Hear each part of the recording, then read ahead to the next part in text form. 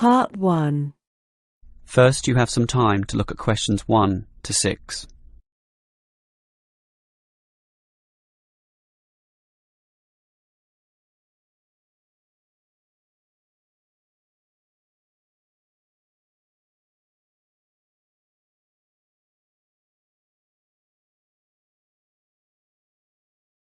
Now we shall begin. You should answer the questions as you listen, because you will not hear the recording a second time. Listen carefully and answer questions 1 to 6. Well, we have this school excursion plan, but when exactly is it? Is it this Tuesday or Wednesday? Well, it can't be Tuesday with the English tests taking place.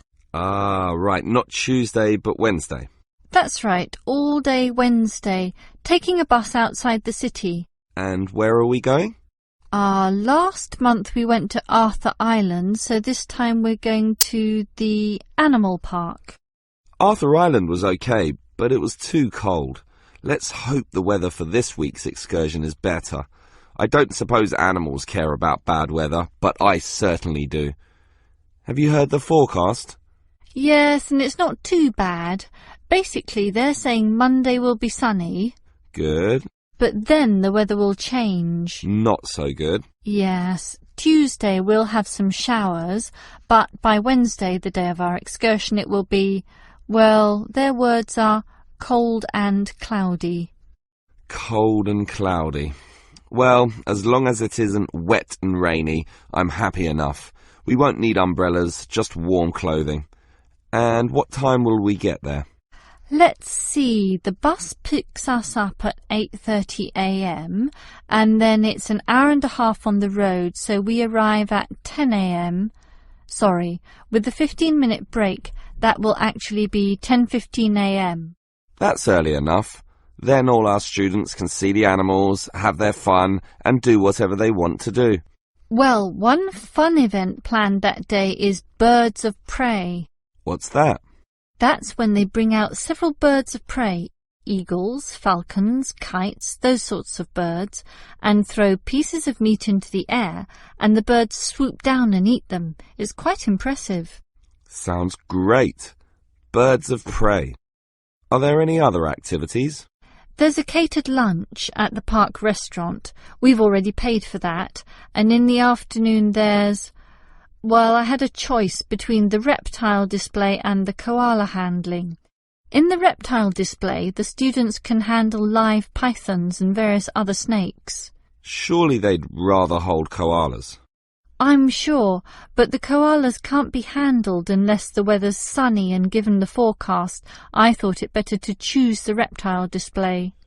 That's a shame. These Asian students would love the koala handling. Yes, I know, but we can't control the weather. And then we get back. What time will that be?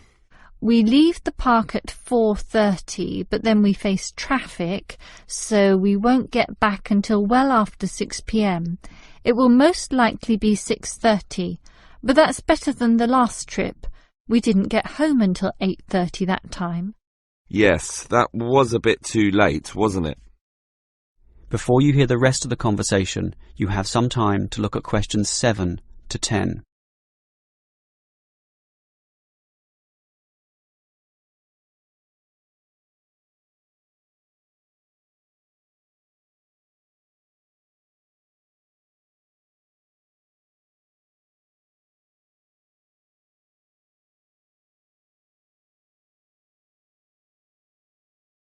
Now listen and answer questions 7 to 10.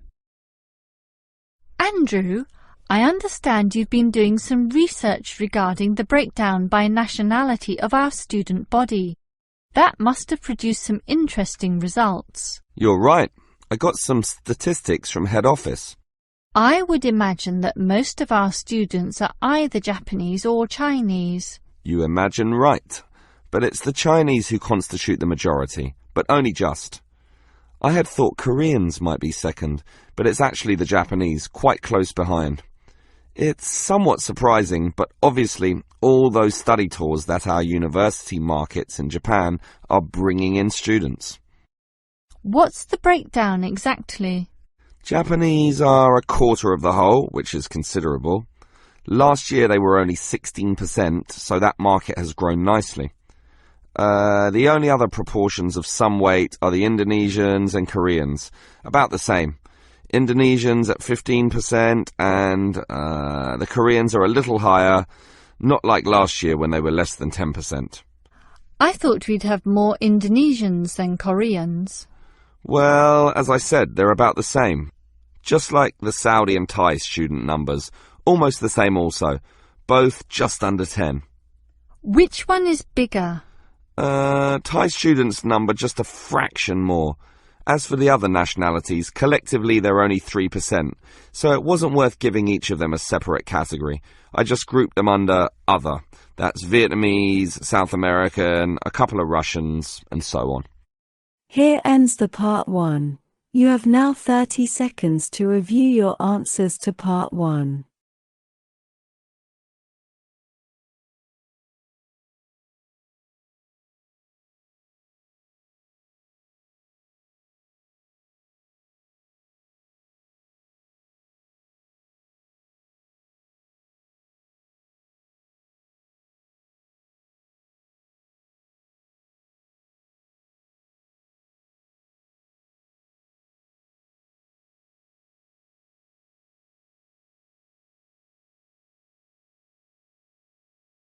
Part 2. First, you have some time to look at questions 11 to 15.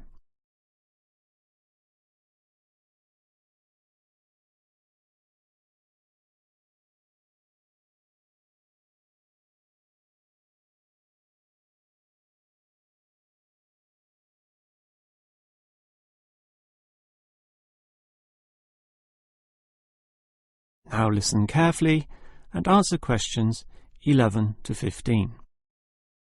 Hello everyone, and welcome to the Fit for Life Health Centre, a place which, as the name suggests, is not just for short-term solutions, but rather intends to put you on a sensible and achievable footing for the rest of your life.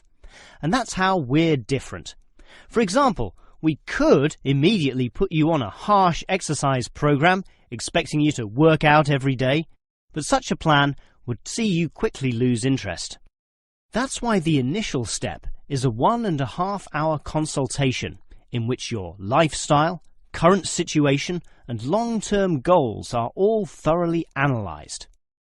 Now, an important part of this consultation involves analysing what you eat. There's no point exercising here and losing weight, then putting it all back on later. You will need to show self-control and discipline in your diet, and we'll work on that. Similarly, we'll put you on an exercise regime suitable for your level of fitness. So that will involve a test where we will take you through some activities, then measure your heart rate and blood pressure to determine how fit you are. This will be monitored during every subsequent consultation, along with your exercise schedule, and that occurs monthly and not half-yearly, as with many other centres. As to our actual exercise machines and programs, you will have to decide whether it is muscle mass, stamina, or general fitness that you want to develop. Think about which of these 3 you want to target, and we'll design a specific program for you. But remember, bulging muscles aren't necessarily suitable for everyone. Sometimes it's better to think in terms of 2 simple concepts: muscle definition and stamina, or, if you are female, being fit and healthy, in both mind and body. Before you hear the rest of the talk, you have some time to look at questions 16 to 20.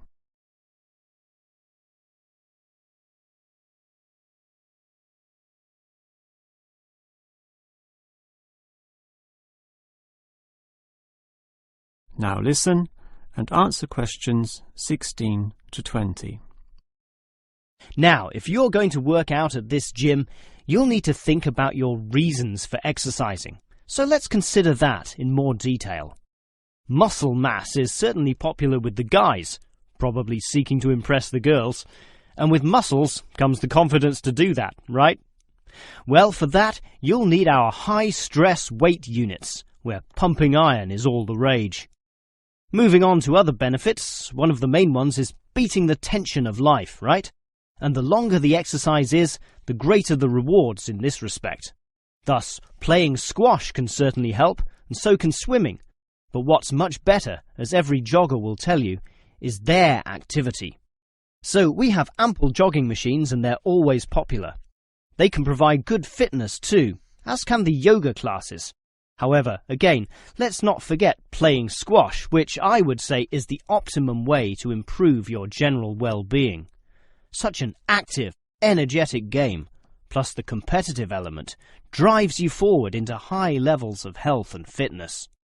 These, of course, are the ultimate purposes of being here, but remember, the centre is full of like-minded people, all of whom are interesting to meet and valuable sources of information. The yoga classes have a pre- and post-meeting session, so you'll certainly meet others there, although they'll all be yoga enthusiasts, which limits the range somewhat. But whether doing yoga, swimming or exercising, everyone showers, right? So those facilities are where you'll hear all sorts of interesting conversations and really get to know people. Not like the front desk area, which is mostly empty as patrons go immediately inside to do their exercise. Of course, the front desk can answer all your questions and has information brochures and such like, but for knowing more about a greater variety of subjects and community concerns, look at the notice board in the yoga studio, where there's a huge array of papers, leaflets and articles, all for you to read and consider. Here ends the part 2. You have now 30 seconds to review your answers to part 2.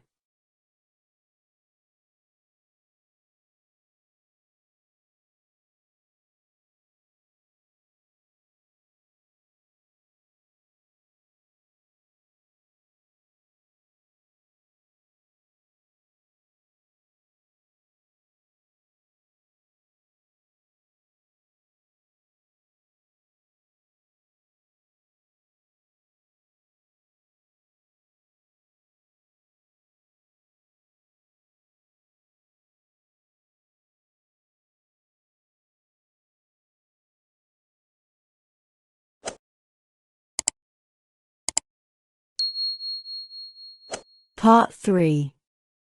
Section 3. You will hear two students, Dylan and Emily, discussing the techniques they use when listening to lectures. First, you have some time to look at questions 21 to 24.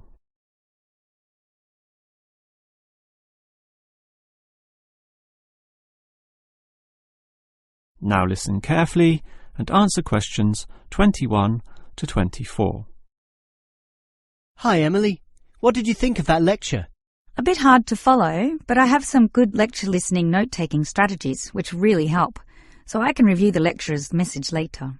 Lecture listening note-taking strategies? Review it later?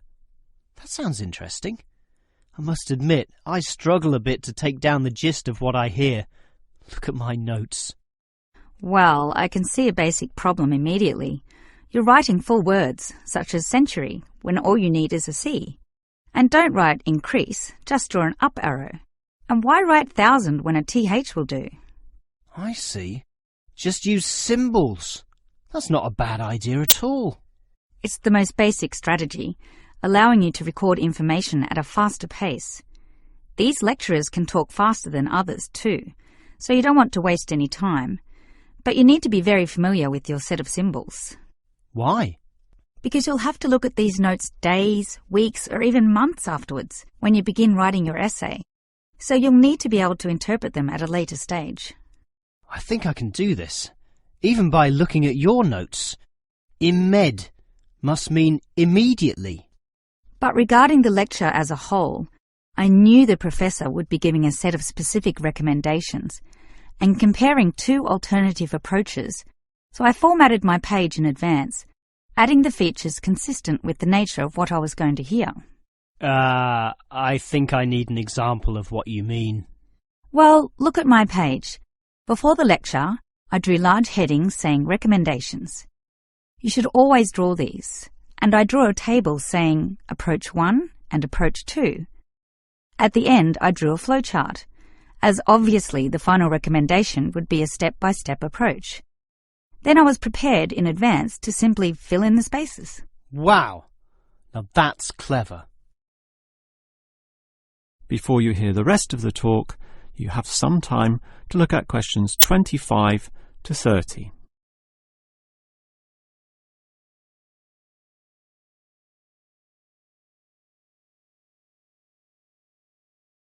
Now listen and answer questions 25 to 30. Your advice about note-taking sounds great, but I still have one question, Emily. How are you able to design your page in advance? I mean, how can you predict the nature of the talk and know which design is likely to work best? It's rather obvious when you think about it. What's your next lecture about? Legal studies. Well, that suggests to me that you'll need a flowchart, since the judicial system has a very logical, do this first, do that second approach, which must be followed in that order. You know, all the processes that happen in the courtroom and the procedures that must take place to ensure complete legality. Sure, that's the way law is, very linear and orderly. But what about culture studies? That's just a mass of comparisons of different cultures. Which tells you that you'll need a table where, in tabular form, you can efficiently write down information. But often the lecture's not that simple. The professor throws in a really complex mix of ideas. Then use a spider graph, like the web a spider makes, where there's a central idea around which you attach all the associated thoughts and ideas and impressions. I see. I think I understand. And that would be very quick too, very efficient. I like that. But what about management theory? How would you approach that? The same as with culture studies. I'd use a network, which is basically the same as a spider graph, linking thoughts, although this time there are directions involved. It is this element that makes it different, the fact that the thoughts go one way and not the other. Okay, has directions. It sounds logical. And what about the other subjects, such as political science? There's no predictable order to that. Well, for that I'd just put my notes in a line, that is, in linear or straight line fashion, and these notes would use symbols, of course, to save time. Okay, that just leaves mass media. For that, I wouldn't have any special design at all. As you say, sometimes it's impossible to predict in what way lecturers will present their information, in which case the best you can do is pre-write headings, but not specific, just general, as in main 1, main 2, sub 1, 2 and 3, and so on. Okay. But always be prepared to adapt to the nature of the talk, using any one of the other methods if it becomes appropriate at the time. Here ends the part 3. You have now 30 seconds to review your answers to part 3.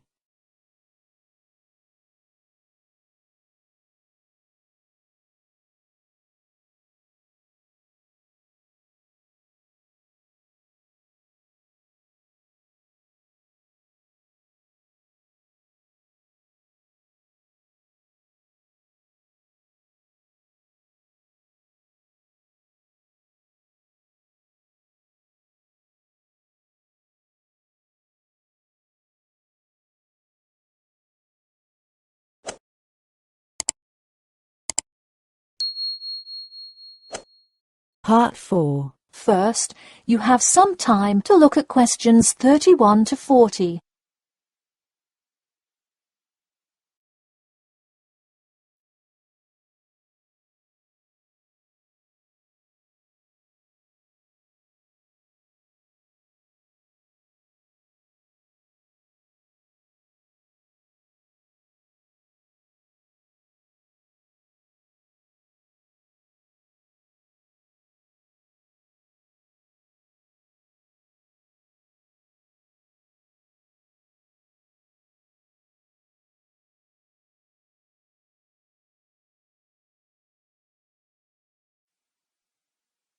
Now listen carefully and answer questions 31 to 40.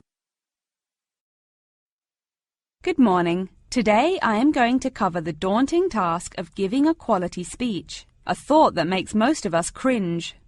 In fact, 90% of all people feel nervous about public speaking, about 10% of whom are described as genuinely terrified. Hopefully, when we are finished here today, you all will be in the 10% of the population who do not feel nervous at all. Did you know that lecturers tend to get more nervous if the speech they are giving is an important one? It makes sense, right? You probably wouldn't be nearly as nervous to address your residence hall about the proper use of the recycle and compost bins as you might be if you were asked to give the graduation speech to your entire 5,000 student class. So what is it that makes some people completely comfortable in front of crowds? Some people think that the ability to give a good speech is a gift that others are simply born with. This is almost never the case. Public speaking can be learned with practice.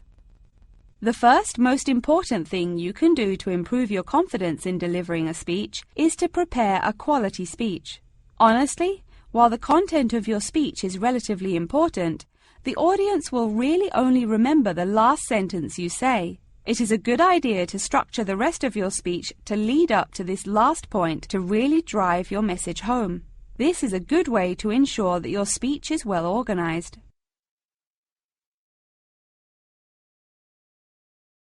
Once you are confident in the quality of the speech you have written, the rest is just about your stage presence. Let's go through some do's and don'ts of public speaking. First, you want to command the attention of the room. Do not, I repeat, do not proceed with your speech until the audience is paying attention. Even Martin Luther King Jr.'s I Have a Dream speech wouldn't have made any difference in the world without the undivided attention of his audience. To continue with the I Have a Dream example, one of the reasons that MLK was such an effective orator was his ability to speak with passion and engage with his audience. That sort of charisma does not come from reading straight from paper.